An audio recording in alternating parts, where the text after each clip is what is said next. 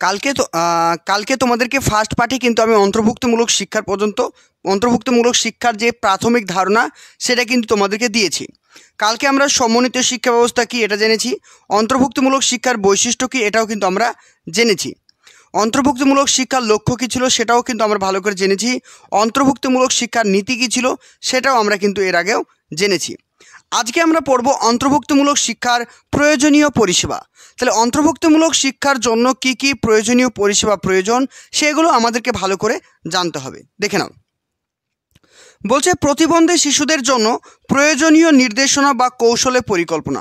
ঠিক আছে, তাহলে যে সমস্ত প্রতিবন্ধী শিক্ষার্থী রয়েছে তাদের জন্য কি করতে হবে, আমাকে পরিকল্পনা তৈরি করতে হবে, তাদেরকে আমি কিভাবে পড়াবো, তাদের জন্য লেসন প্ল্যান কি হবে, এগুলোও কিন্তু আমাকে ভালোভাবে তৈরি করতে হবে। নেক্সট পয়েন্ট বলা হচ্ছে কি, দেখো নেক্সট পয়েন্ট বলছে শিক্ষাদানের বিষয়গুলি সঠিকভাবে নির্ধারণ করা। আমি বুঝতে পারছি কালকে এগুলোও কিন্তু তোমাদেরকে আমি পড়িয়েছি, ঠিক আছে, তাই এগুলো আমি অ্যাভয়েড করলাম। ঠিক আছে, কালকে কিন্তু এগুলো আমি করিয়ে দিয়েছি তোমাদের। যারা প্রথম পার্টটা দেখোনি অবশ্য প্রথম পার্টটা দেখে নিও। তাহলে এখন আমরা পড়বো কি অন্তর্ভুক্তমূলক শিক্ষার বাধাসমূহ। তাহলে দেখো অন্তর্ভুক্তমূলক শিক্ষার বাধাগুলো কি কি রয়েছে একটু দেখে নাও। বলছে শারীরিক দুর্বলতা, কারণ অন্তর্ভুক্তিমূলক শিশুরা কারা, অন্তর্ভুক্তিমূলক শিক্ষার ব্যবস্থায় শিক্ষার্থী কারা, আমি বলেছিলাম কালকে কি ধনী, গরিব, মধ্যবিত্ত, উচ্চ মেধা সম্পূর্ণ, নিম্ন মেধা সম্পূর্ণ, গড় মেধা সম্পন্ন, যারা শারীরিকভাবে সুস্থ, শারীরিকভাবে অসুস্থ, শারীরিকভাবে দুর্বল, প্রত্যেকটা শ্রেণীর শিক্ষার্থীরা একই ছাদের তলায় একই ক্লাসরুমে শিক্ষা গ্রহণ করে। এটাকে কি বলা হয়, এটাকে বলা হয় অন্তর্ভুক্তমূলক শিক্ষা। তাহলে এই অন্তর্ভুক্তমূলক শিক্ষায় কি থাকছে, যে বিভিন্ন ধরনের শিক্ষার্থী থাকছে যাদের শারীরিক দুর্বলতা থাকে, তাদের কারণে কিন্তু এই শিক্ষা ব্যবস্থা অতটা কিন্তু ফলপ্রসূ হয় না। তারপর বলছে পারিবারিক দারিদ্রতা। তাহলে কি বোঝা গেল, তাহলে পরিবারের যদি দারিদ্রতা থাকে তাহলে দেখা যায় অনেক পরিবার তাদের বাচ্চাদেরকে দিয়ে কিন্তু বিভিন্ন শিশু শ্রমিক কাজ করায়, তাদেরকে কিন্তু বিদ্যালয়ে পাঠায় না, যার ফলে কিন্তু এই অন্তর্ভুক্তমূলক শিক্ষা সঠিকভাবে সফলতা লাভ করতে পারে না। তারপরে কি বলছে সাংস্কৃতিক বৈচিত্র্য। তুমি একটা কথা ভাবো, তোমার ধরো ক্লাসরুম রয়েছে, সেই ক্লাসরুমে 100 জন স্টুডেন্ট, কেউ বাংলায় কথা বলে, কেউ হিন্দিতে কথা বলে, কেউ এমন এক কালচারে বড়ো হয়েছে, কেউ অন্য কালচারে বড়ো হয়েছে। তাহলে তুমি একজন টিচার হয়ে এতগুলো ছেলে মেয়ের যে পার্সোনাল নিড রয়েছে, তাদের যে ব্যক্তিগত চাহিদা রয়েছে, সেগুলো পূরণ করা তোমার পক্ষে সম্ভব হয়ে ওঠে না, যে কারণে কিন্তু শিশুদের অন্তর্ভুক্তমূলক শিক্ষা ব্যবস্থা একটি বাধা হয়ে দাঁড়ায়। বোঝা গেল, তাহলে বিভিন্ন সংস্কৃতি, বিভিন্ন কালচারের স্টুডেন্ট যখন একই সঙ্গে মিলিত হয় তখন একটা বাধার সৃষ্টি করে। তারপর চলে আসে বিদ্যালয়ের দূরত্ব। এমন কিছু দেখা যায়, এমন গ্রাম রয়েছে দেখবে সেখানকার যোগাযোগ ব্যবস্থা অনুন্নত, সেখানে কাছাকাছি বিদ্যালয় না থাকায় সেখানকার ছোট ছোট বাচ্চারা কিন্তু বিদ্যালয়ে যেতে পারে না। এখানেও কিন্তু একটা প্রবলেম করছে কি, যে বিদ্যালয় থেকে বাড়ির কিন্তু অনেকটাই দূরত্ব, এর কারণে কিন্তু অন্তর্ভুক্তমূলক শিক্ষায় বাধা হয়ে দাঁড়ায়। ওকে, নেক্সট 5 নাম্বার দেখো, বলছে শিক্ষক ও সহপাঠীদের অবহেলা। ধরো তোমার ক্লাসরুমে 50 জন স্টুডেন্ট আছে, 2 জন স্টুডেন্ট শারীরিক প্রতিবন্ধী আর বাকি সমস্ত 48 স্টুডেন্ট কিন্তু স্বাভাবিক।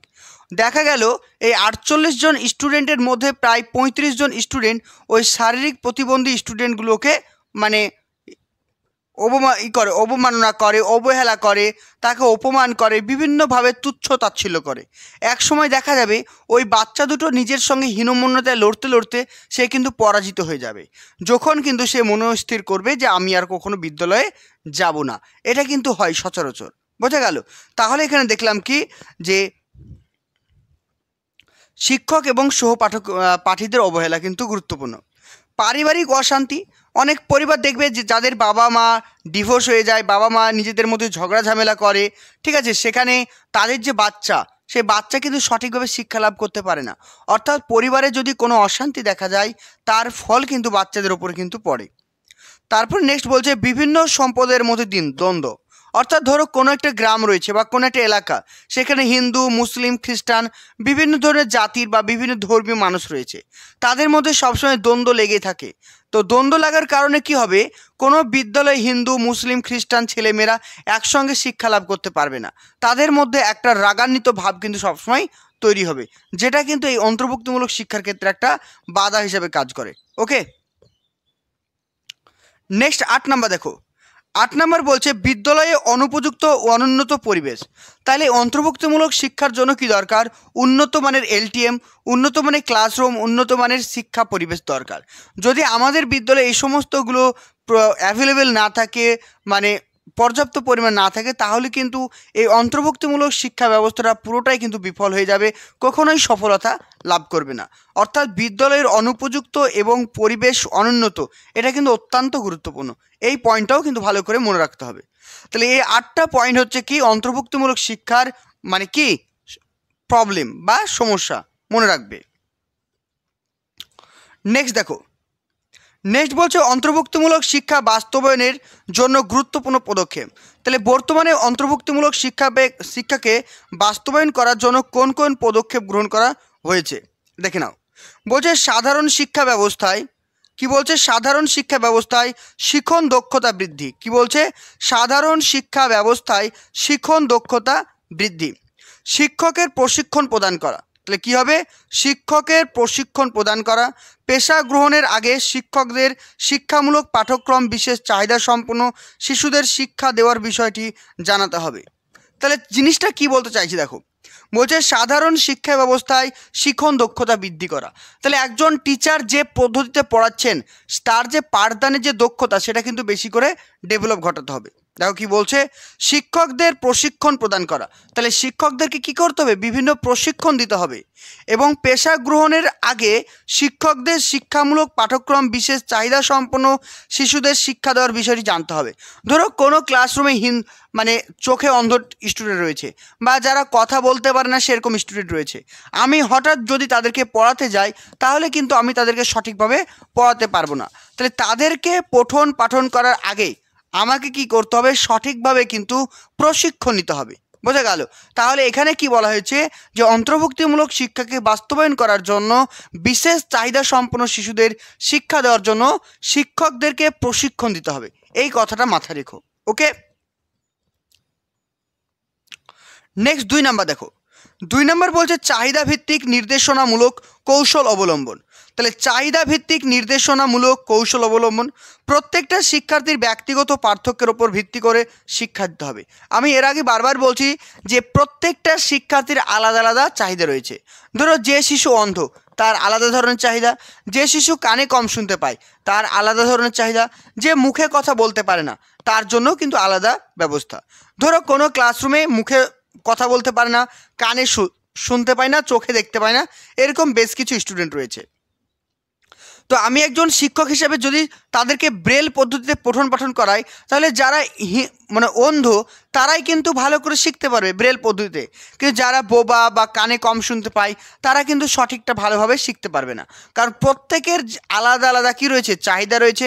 তাই প্রত্যেককে কিন্তু আলাদা আলাদাভাবে শিক্ষা দিতে হবে, এটাও কিন্তু মনে রাখতে হবে। 3 নাম্বার দেখো, 3 নাম্বার বলছে অভিভাবক ও সমাজের অন্যান্যদের অংশগ্রহণ। ঠিক আছে, তাহলে শিক্ষা ব্যবস্থায় শুধুমাত্র শিক্ষক হস্তক্ষেপ গ্রহণ করবেন না, সেখানে অভিভাবকরাও কিন্তু হস্তক্ষেপ গ্রহণ করবে বা ইন্টারফেয়ার করবে, যাতে শিক্ষা ব্যবস্থাটা আরও বেশি উন্নত করা যায়। বোঝা গেল? তারপর দেখো, তারপর নেক্সট কি বলছে? তারপর বলছে বিশেষ চাহিদা সম্পন্ন ও সাধারণ শিশুদের মধ্যে সুসম্পর্ক স্থাপন ও প্রতি সহযোগিতামূলক শিখন। ভেরি ভেরি ইম্পর্টেন্ট এই পয়েন্টটা। এই যে সহযোগিতামূলক শিখন, এটা ইম্পর্টেন্ট। তাহলে বিশেষ চাহিদা সম্পন্ন শিশুর মূল কি মানে পদক্ষেপ নিতে হবে কি? সহযোগিতা, অর্থাৎ কোলাবোরেশন থাকতে হবে। একটা স্টুডেন্ট আর একটা স্টুডেন্টকে কী করবে? সবসময় সাহায্য করবে, এটাই বলা হয়েছে। অর্থাৎ বিশেষ চাহিদা সম্পন্ন ও সাধারণ শিশুদের মধ্যে সুসম্পর্ক স্থাপন ও সহযোগিতামূলক শিখন গড়ে তোলা। এই পয়েন্টটা ভেরি ইম্পর্টেন্ট, মনে রাখো।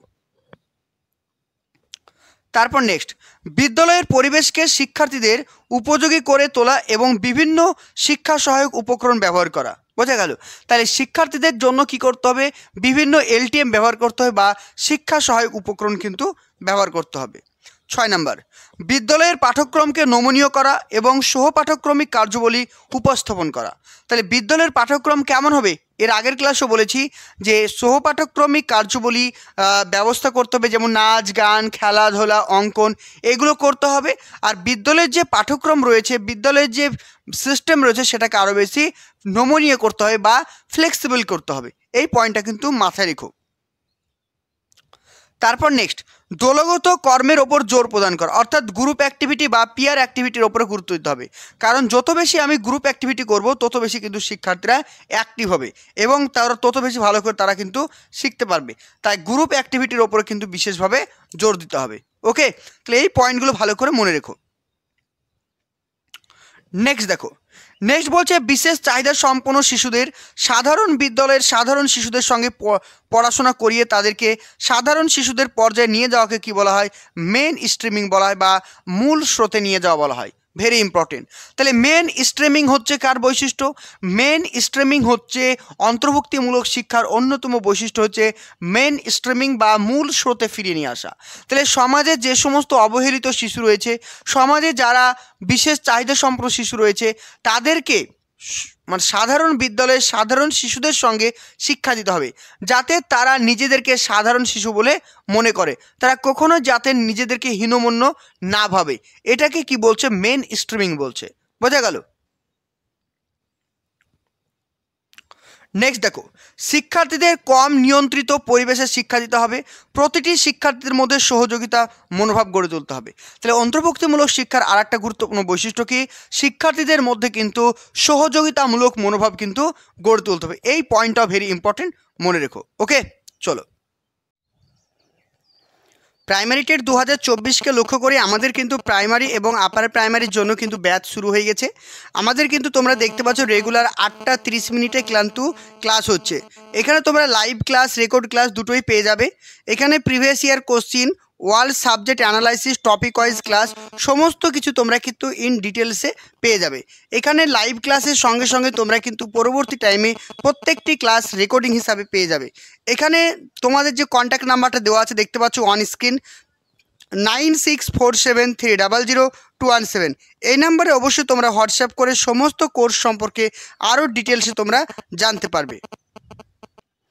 তো তোমরা যারা ক্লাস করতে চাইছো, আমাদের যারা অনেকেই ভাবছো যে আমরা রেকর্ডিং ক্লাস কোথায় পাবো, তো তোমাদেরকে বলে রাখি আমাদের রেকর্ডিং ক্লাসগুলো পেয়ে যাবে স্টাডি ম্যাটেরিয়ালস যে ফোল্ডারটি রয়েছে এখানে।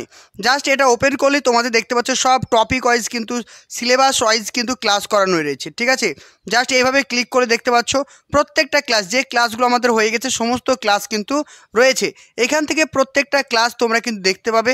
আর পিডিএফের জন্য অবশ্যই তোমাদেরকে জয়েন হতে হবে আমাদের টেলিগ্রামে যে প্রাইভেট গ্রুপ রয়েছে সেখানে। প্রত্যেকটা সাবজেক্টের টপিক ওয়াইজ ক্লাসের পিডিএফ তোমরা কিন্তু সঙ্গে সঙ্গে পেয়ে যাবে। তো তোমরা যারাই অ্যাডমিশন নিতে চাইছো নাম্বারটি নোট করে রাখো, 9647300217। নাম্বারটি নোট করো, 96474300-217। এই নাম্বারে হোয়াটসঅ্যাপ করলে আমাদের ক্লাসের সমস্ত ডিটেলস তোমরা পেয়ে যাবে। চলো এবার এমসিকিউ করে নাও। ঠিক আছে, আমরা যতটা পড়লাম তার উপরে আমাদের কিছু এমসিকিউ প্র্যাকটিস করে নিব, তাহলে পুরো জিনিসটা আমাদের কিন্তু ক্লিয়ার হয়ে যাবে। ওকে, চলো ফার্স্ট কোশ্চিন বলছে অন্তর্ভুক্তিমূলক শিক্ষায় কেবল বিশেষ চাহিদা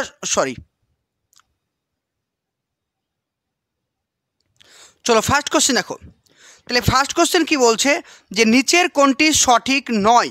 কি বলছে দেখো কোশ্চেনে, ফার্স্ট কোশ্চেন বলছে নিচের কোনটি সঠিক নয়। বলছে অন্তর্ভুক্তিমূলক শিক্ষায় কেবল বিশেষ চাহিদা সম্পন্ন শিক্ষার্থীদের ওপরে গুরুত্ব আরোপ করা হয়েছে। অপশন 2, অন্তর্ভুক্তিমূলক শিক্ষার আন্দোলন শুরু হয়েছে সকলের জন্য শিক্ষানীতিকে কেন্দ্র করে। অপশন নাম্বার সি বলছে অন্তর্ভুক্তিমূলক শিক্ষায় শিক্ষার্থীদের মধ্যে মেধার পার্থক্যের উপর গুরুত্ব দেওয়া হয়েছে। অপশন নাম্বার ডি বলছে অন্তর্ভুক্তিমূলক শিক্ষায় সামাজিক পরিবর্তনের উপরেও গুরুত্ব দেওয়া হয়েছে। তাহলে কী হবে আনসার বলে ফেলো, কোনটি সঠিক নয়? একদম কারেক্ট, সঠিক আনসার অপশন নাম্বার এ। অর্থাৎ অন্তর্ভুক্তিমূলক শিক্ষায় শুধুমাত্র যে বিশেষ চাহিদা সম্পন্ন শিশুদের ওপর গুরুত্ব দেওয়া হয়েছে এমনটা নয়, অন্তর্ভুক্তিমূলক শিক্ষায় সমস্ত ধরনের শিক্ষার্থীর ওপরে কিন্তু গুরুত্ব দেওয়া হয়েছে। তাই এখানে আমাদের সঠিক answer option number A. Option number A হচ্ছে কারেক্ট আনসার। ক্লিয়ার সবার?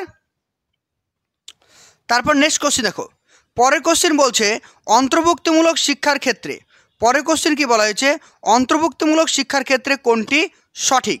তাহলে অন্তর্ভুক্তিমূলক শিক্ষার ক্ষেত্রে কোনটি সঠিক দেখো, শিক্ষা হবে বাধ্যতামূলক। তাহলে কি বলছে, শিক্ষা হবে কি, শিক্ষা হবে আমাদের বাধ্যতামূলক। সাধারণ বিদ্যালয় শারীরিক, বৌদ্ধিক, প্রক্ষোভিক, সামাজিক ও ভাষাগত চাহিদা অনুযায়ী শিক্ষা ব্যবস্থা করতে হবে। তাহলে অন্তর্ভুক্তিমূলক শিক্ষায় কি শিক্ষাকে বাধ্যতামূলক করা হয়েছে? একদমই না। তাহলে অন্তর্ভুক্তিমূলক শিক্ষায় শিক্ষাকে বাধ্যতামূলক করা কিন্তু হয়নি। অপশন 2 বলছে সাধারণ বিদ্যালয় শারীরিক, বৌদ্ধিক, প্রক্ষোভিক, সামাজিক এবং ভাষাগত চাহিদা অনুযায়ী শিক্ষার ব্যবস্থা করতে হবে। এটাই তো আমি কাল থেকে বলে আসছি যে বিভিন্ন ধরনের শিক্ষার্থী যাদের শারীরিক, মানসিক, সামাজিক, বৌদ্ধিক, ভাষাগত বিভিন্ন সমস্যা রয়েছে বা বিভিন্ন ধরনের স্টুডেন্ট রয়েছে, প্রত্যেককেই সাধারণ বিদ্যালয়ে শিক্ষা দিতে হবে। এটাই কিন্তু আমি কাল থেকে কিন্তু বলে আসছি। তাহলে 2 নম্বরটা কারেক্ট। 3 নম্বর অপশন দেখো, 3 নম্বর অপশনে বলছে বিশেষ চাহিদা সম্পন্ন শিশুকে শিক্ষার মূলধারায় অন্তর্ভুক্ত করা, যেটা আমি তোমাদেরকে কিছুক্ষণ আগেই পড়ালাম, মেন স্ট্রিমিং। বোঝা গেল? 4 নম্বর বলছে এই শিক্ষাকে জাতীয় শিক্ষানীতিতে অন্তর্ভুক্ত করতে হবে। অবশ্যই এটা কারেক্ট। তাহলে এখানে আমাদের সঠিক আনসার কী হবে? 2, 3 এবং 4 হচ্ছে কারেক্ট। অপশন নাম্বার বি হচ্ছে কারেক্ট। ওকে, চলো নেক্সট দেখো। নেক্সট কোশ্চেন, পরের কোশ্চেন 3 নাম্বার দেখো। 3 নম্বর কোশ্চেন বলছে নিচের কোনটি সঠিক নয়? নিচের কোনটি সঠিক নয়? অপশন এ বলছে অন্তর্ভুক্তিমূলক শিক্ষায় একই বিদ্যালয়ের সাধারণ এবং বিশেষ চাহিদা সম্পন্ন শিশুর শিক্ষার ফলে সাধারণ শিশুদের শিক্ষা দিতে ব্যাহত হয়। অপশন নাম্বার বি বলছে অন্তর্ভুক্তিমূলক শিক্ষার লক্ষ্য হলো শিক্ষায় সমতা আনা। অপশন নাম্বার সি বলছে অন্তর্ভুক্তিমূলক শিক্ষায় শারীরিক, বৌদ্ধিক, সামাজিক, প্রক্ষোভিক সব ধরনের ব্যতিক্রমী শিশুদের শিক্ষার চাহিদা পূরণ করা। অপশন নাম্বার ডি শিক্ষায় গণতন্ত্রীকরণে অন্তর্ভুক্তিমূলক শিক্ষা বিশেষ ভূমিকা পালন করে। এটাও কিন্তু কারেক্ট। তাহলে এখানে আমাদের সঠিক আনসার কী হবে? Option number A.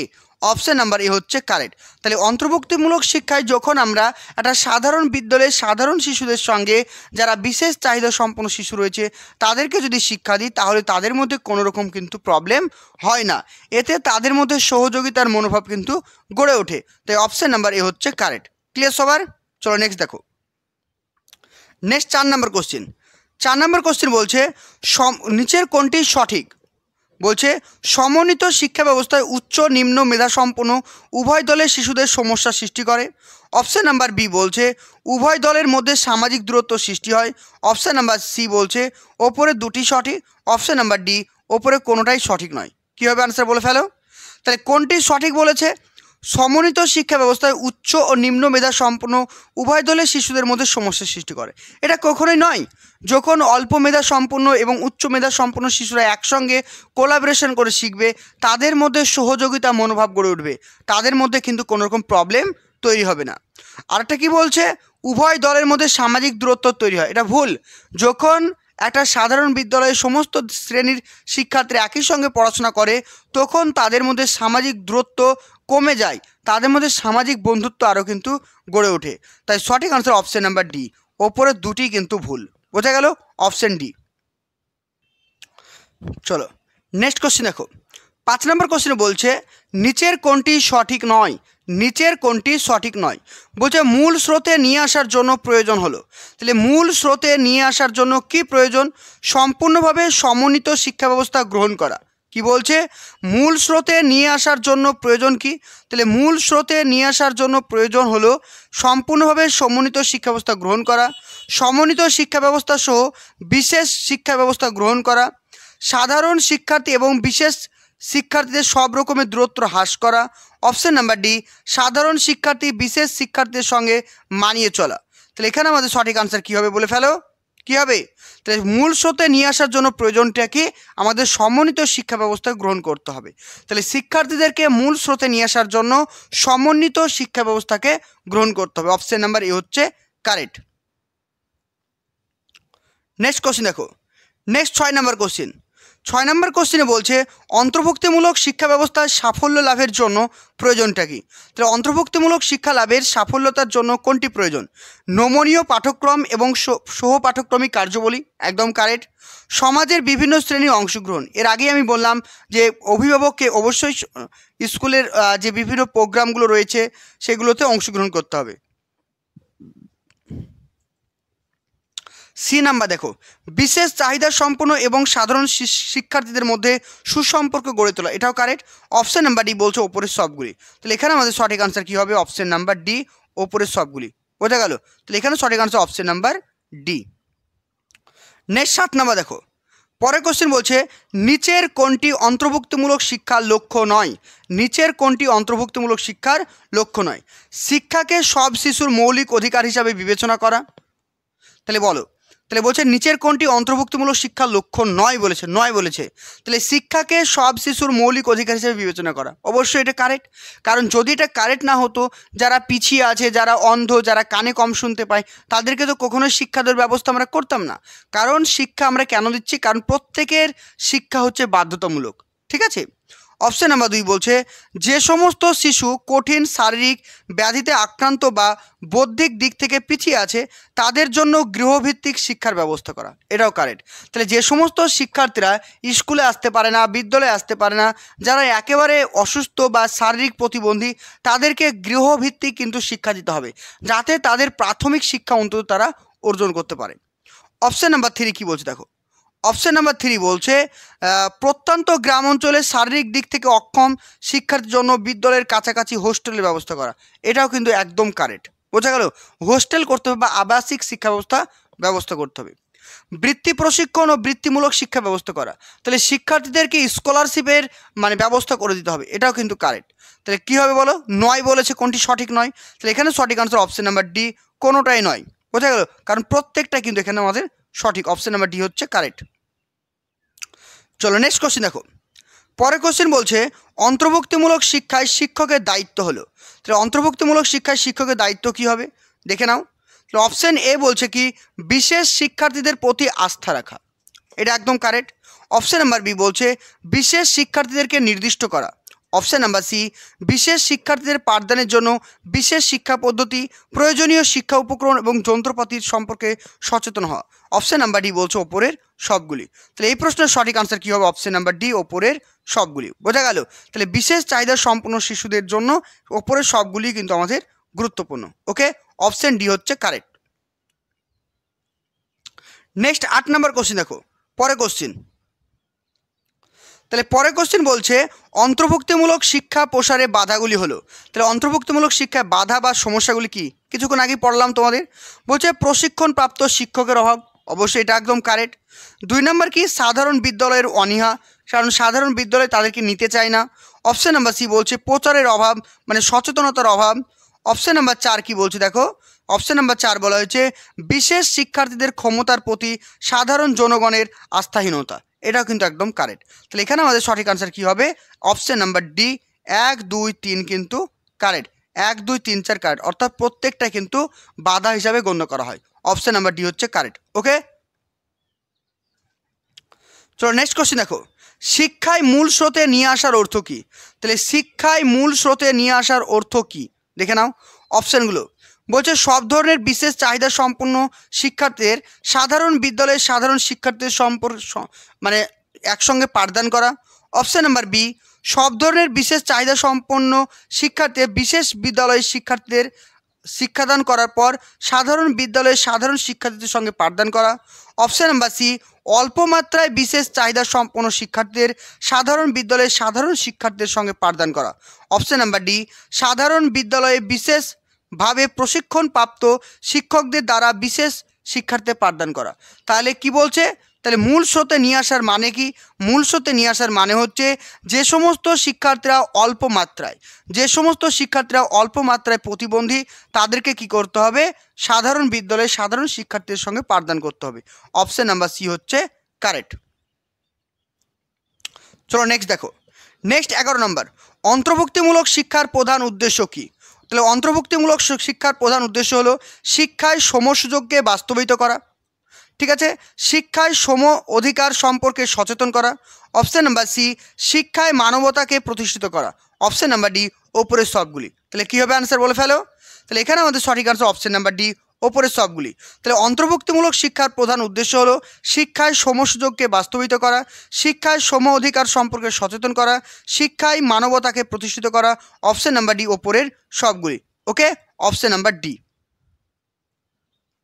চলো নেক্সট দেখো, পরের কোশ্চেন দেখো 1994 সালে সালমাতে বিশ্ব সম্মেলন হয়েছিল, তার প্রধান বক্তব্য কী ছিল?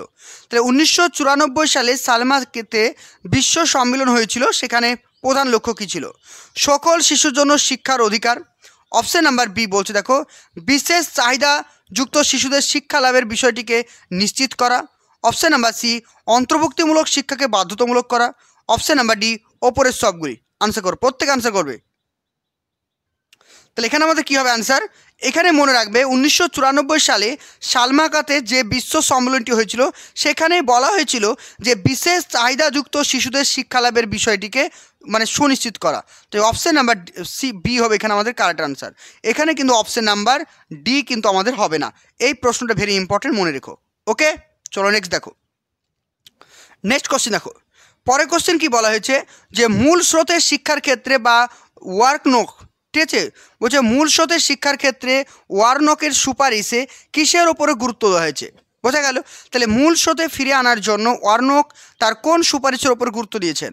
অপশন নাম্বার এ বিদ্যালয়ে অবস্থার সঙ্গে পিতামাতার বা সহমতের প্রয়োজন। আমি কি বললাম এর আগে যে বিদ্যালয়ে অভিভাবকদের কিন্তু পার্টিসিপেট একান্ত প্রয়োজন। অপশন নাম্বার বি মূল স্রোতে বিদ্যালয় বিশেষ শিক্ষার্থীদের শিক্ষার চাহিদা পূরণ করতে সক্ষম হবে। অপশন নাম্বার সি অন্য শিশুদের শিক্ষার ক্ষেত্রে কোনো ব্যাঘাত সৃষ্টির কারণ হবে না। এটাও কিন্তু কারেক্ট। অপশন নাম্বার ডি ওপরের সবগুলি।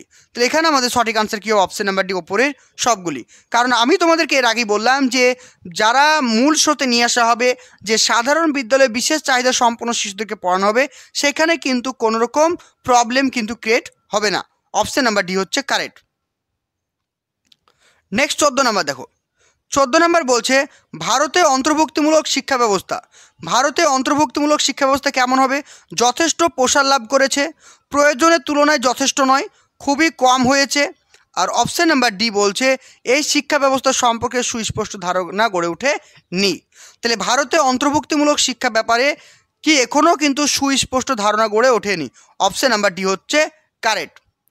আজকে লাস্ট কোশ্চেন দেখো, বলছে প্লাস কারিকুলাম কোথায় ব্যবহৃত হয়? প্লাস কারিকুলাম সাধারণ শিক্ষায়, প্রতিবন্ধীদের শিক্ষায়, সৃজনশীল শিক্ষায় আর অন্তর্ভুক্তিমূলক শিক্ষায়। তাহলে প্লাস কারিকুলাম ব্যবহার হয় কোথায়? অন্তর্ভুক্তিমূলক শিক্ষায়। আমি এর আগেই তোমাদেরকে পড়ালাম যে প্লাস কারিকুলাম বা সহপাঠক্রমিক কার্যপলি যেমন হচ্ছে নাচ, গান, খেলাধুলা, এগুলো সবই কিন্তু অন্তর্ভুক্তিমূলক শিক্ষায় ব্যবহার করা হয়। তো টোটাল কিন্তু পুরো চ্যাপ্টারটা থিওরি প্লাস এমসিকিউ তোমাদেরকে প্র্যাকটিস করিয়ে দিলাম। তো টোটাল চ্যাপ্টারটা আমাদের কমপ্লিট। তো আরেকটা কিছু তোমাদেরকে বলি, তো যারা কিন্তু অ্যাডমিশন নিতে চাইছো 2024 নিউ ব্যাচ, 2024-এর নিউ ব্যাচ, ঠিক আছে, নিউ ব্যাচ 2024 প্রাইমারি টেটের জন্য যারা অ্যাডমিশন নিতে চাইছো 964703000217 এই নাম্বারে আমাকে হোয়াটসঅ্যাপ করো, তাহলে কিন্তু সমস্ত কোর্সের ডিটেলস সম্পর্কে তোমরা। প্রাইমারি টেট 2024কে লক্ষ্য করে আমাদের কিন্তু প্রাইমারি এবং আপার প্রাইমারির জন্য কিন্তু ব্যাচ শুরু হয়ে গেছে। আমাদের কিন্তু তোমরা দেখতে পাচ্ছ রেগুলার 8টা 30 মিনিটে কিন্তু ক্লাস হচ্ছে। এখানে তোমরা লাইভ ক্লাস, রেকর্ড ক্লাস দুটোই পেয়ে যাবে। এখানে previous year question, world subject analysis, topic wise class, সমস্ত কিছু তোমরা কিন্তু ইন ডিটেলসে পেয়ে যাবে। এখানে লাইভ ক্লাসের সঙ্গে সঙ্গে তোমরা কিন্তু পরবর্তী টাইমে প্রত্যেকটি ক্লাস রেকর্ডিং হিসাবে পেয়ে যাবে। এখানে তোমাদের যে কন্ট্যাক্ট নাম্বারটা দেওয়া আছে দেখতে পাচ্ছ অন স্ক্রিন, 9647300217, এই নাম্বারে অবশ্যই তোমরা হোয়াটসঅ্যাপ করে সমস্ত কোর্স সম্পর্কে আরও ডিটেলসে তোমরা জানতে পারবে। তো তোমরা যারা ক্লাস করতে চাইছো, আমাদের যারা অনেকেই ভাবছো যে আমরা রেকর্ডিং ক্লাস কোথায় পাবো, তো তোমাদেরকে বলে রাখি আমাদের রেকর্ডিং ক্লাসগুলো পেয়ে যাবে স্টাডি ম্যাটেরিয়ালস যে ফোল্ডারটি রয়েছে এখানে। জাস্ট এটা ওপেন করলে তোমাদের দেখতে পাচ্ছ সব টপিক ওয়াইজ কিন্তু সিলেবাস ওয়াইজ কিন্তু ক্লাস করানো রয়েছে, ঠিক আছে। জাস্ট এইভাবে ক্লিক করে দেখতে পাচ্ছ প্রত্যেকটা ক্লাস, যে ক্লাসগুলো আমাদের হয়ে গেছে সমস্ত ক্লাস কিন্তু রয়েছে এখান থেকে। প্রত্যেকটা ক্লাস তোমরা কিন্তু দেখতে পাবে। আর পিডিএফের জন্য অবশ্যই তোমাদেরকে জয়েন হতে হবে আমাদের টেলিগ্রামে যে প্রাইভেট গ্রুপ রয়েছে সেখানে। প্রত্যেকটা সাবজেক্টের টপিক ওয়াইজ ক্লাসের পিডিএফ তোমরা কিন্তু সঙ্গে সঙ্গে পেয়ে যাবে। তো তোমরা যারাই অ্যাডমিশন নিতে চাইছো নাম্বারটি নোট করে রাখো, 9647300217, নাম্বারটি নোট করো, 96474300-217। এই নাম্বারে হোয়াটসঅ্যাপ করলে আমাদের ক্লাসের সমস্ত ডিটেলস তোমরা পেয়ে যাবে।